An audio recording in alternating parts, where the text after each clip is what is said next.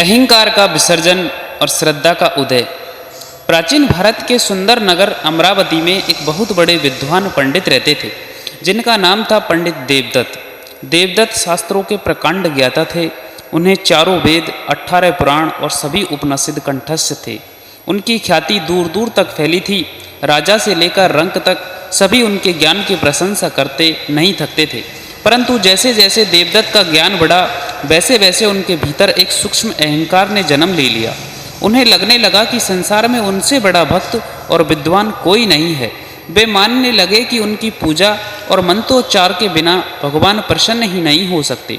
एक बार देवदत्त ने निश्चय किया कि वे हिमालय की कंदराओं में जाकर महादेव के साक्षात दर्शन करेंगे। उन्हें विश्वास था कि उनकी तपस्या और शुद्ध संस्कृत श्लोकों से शिव तुरंत प्रकट हो जाएंगे। अपनी पोटली में कुछ धार्मिक ग्रंथ और पूजा की सामग्री लेकर वे निकल पड़े। महीनों की कठिन यात्रा के बाद वे एक अत्यंत दुर्गम पहाड़ी पर पहुंचे। वहां का वातावरण शांत और अलौकिक था। पंडित जी ने एक स्वच्छ स्थान चुना और वहां अपना आसन जमा लिया। उन्होंने विधिवत शिवलिंग की स्थापना की और अति शुद्ध उच्चारण के साथ रुद्राभिषेक आरंभ किया। दिन बीते, सप्ताह बीते और महीने बीत गए। पंडित जी सुबह से शाम तक कठिन मंत्र जप करते, केवल कंदमूल खाते और कठोर अनुशासन का पालन करते। परंतु उन्हें ना तो कोई ईश्वरीय संकेत मिला और ना ही शिव के दर्शन हुए। एक शाम जब देवदत्त थककर ध्यान में बैठे थे, तभी उन्होंने देखा कि पास ही की एक गुफा से एक साधारण सा चरवाहा बाहर आ रहा है। उस चरवाहे का नाम भोला था। भोला के पास ना तो कोई शास्त्र था, ना उसे मंत्र आते थे। वह बस अपनी लाठी लेकर पहाड़ पर बैठता और आकाश की ओर देखकर मुस्कुराता रहता। पंडित जी को बड़ा कौतूहल हुआ। उन्होंने भोला को बुलाया और पूछा, ओ भाई, तुम यहाँ एकांत में क्या करते हो? क्या तुम भी भगवान की खोज में हो? भोला ने सरलता से उत्तर दिया, महाराज, मैं तो अनपढ़ हूँ, मुझे नहीं पता भगवान कहाँ रहते हैं। बस सुबह सूरज को देखकर उन्हें प्रणाम करता हूँ और कहता हूँ, हे मालिक, तूने आज फिर जगा दिया, तेरा शुक्रिया। और रात को कहता हूँ, अब सो रहा हूँ, तू ही रखवाला है, बस यही मेरी पूजा है। पंडित देवदत्त मन ही मन हंसे। उन्होंने सोचा, बेचारा मूर्ख, इसे क्या पता कि ईश्वर को पाने के लिए कितने कठिन अनुष्ठान और शुद्ध मंत्रों की आवश्यकता होती है। उसी रात पहाड़ों पर भयंकर तूफान आया।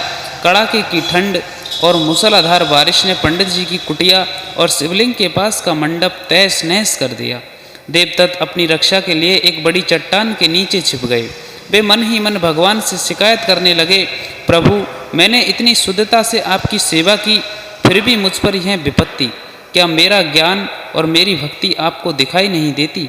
तभी उन्होंने देखा कि वही चरवाहा भोला उस तूफानी बारिश में भीगता हुआ बाहर भाग रहा है।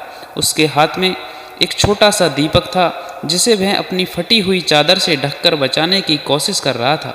वह पागलों की तरह चिल्ला रहा था, मेरे मालिक का घर भीग रहा है, मेरी कुटिया तो गिर गई, पर मुझे फिक्र नहीं, प्रभु को ठंड लग रही होगी। भोला भागकर एक पुरानी जर्जर शिव प्रतिमा के पास गया, जो पहाड़ की चोटी पर खुले आसमान के नीचे थी। उसने अपनी चादर उतारकर उस पत्थर की प्रतिमा पर बांध दी और खुद ठंड में ठिठुरता हुआ वहीं बैठ गया। अचानक एक चमत्कार हुआ। पूरी पहाड़ी एक दिव्य प्रकाश से भर गई।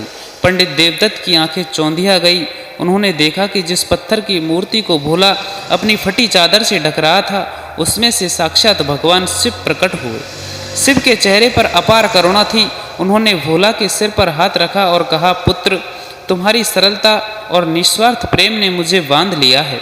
तुम्हारी इस अशुद्ध और भोली प्रार्थना में वह शक्ति है जो हजारों साल की यांत्रिक तपस्या में नहीं होती। देवदत्त यह सब देख रहे थे। वे दौड़कर भगवान के चरणों में गिर पड़े और रोते हुए बोले, प्रभु, मैं तो विद्वान था, मुझे सब मंत्र याद थे, मैंने विधि विधान से आपकी पूजा की, फिर भी आपने दर्शन इस अनपढ़ चरवाहे को दिए, ऐसा क्यों? भगवान शिव मुस्कुराए और बोले, देवदत्त, तुमने पूजा की, पर उसमें अहंकार था। तुम सोचते थे कि तुम महान हो क्योंकि तुम मंत्र जानते हो। तुम शब्दों की शुद्धता पर ध्यान देते रहे, पर हृदय की शुद्धि भूल गए। भोला को मंत्र नहीं पता, पर इसे मुझ पर पूर्ण विश्वास है। इसने अपनी चिंता छोड़कर मेरी चिंता की। धर्म मंत्रों में नहीं, भाव में होता है। शास्त्र तो रास्ता दिखाते हैं पर मंजिल तक केवल प्रेम ही पहुंचाता है।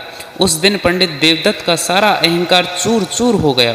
उन्होंने समझ लिया कि पांडित्य ही केवल मस्तिष्क का व्यायाम है, जबकि भक्ति हृदय का समर्पण है। उन्होंने अपने भारी भरकम ग्रंथों को सहेज कर रखा, लेकिन अब उनका ध्यान शब्दों पर नहीं बल्कि उस ईश्वर के प्रति प्रेम पर था।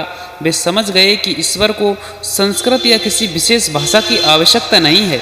वे तो मौन की भाषा और आंसू की बूंद को भी पहचान लेते हैं। अहंकार पतन का कारण है। ज्ञान यदि विनम्रता ना लाए तो वह बोझ बन जाता है।